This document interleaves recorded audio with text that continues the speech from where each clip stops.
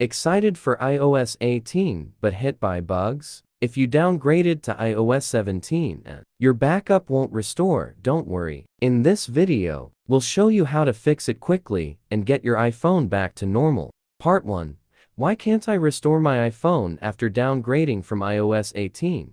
Incompatible backup. iOS 18 backups won't restore to iOS 17 due to system differences.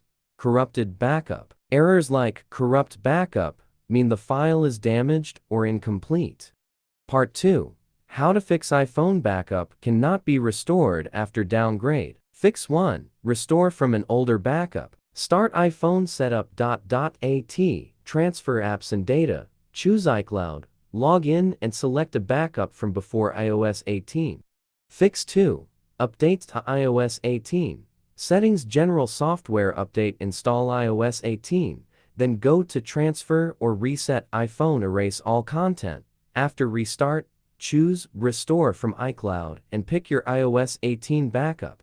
Fix 3. Modify the iOS 18 backup. Open Backup folder, edit info, list, change 18.0 to 17.5.1, save ...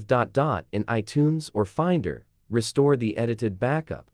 Fix 4. Store iPhone using Doctor for iOS. If you have an important item in your iOS 18 backup that you need to retrieve, Mobican Doctor for iOS is a great tool to help you recover it. This powerful iOS data recovery software can easily recover over 18 types of lost or deleted data.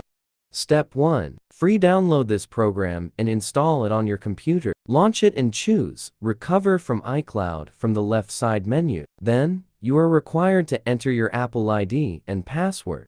Step 2. Next, you are allowed to choose the file types you want to restore. Click Next, and all your selected iCloud backup files will soon be scanned out.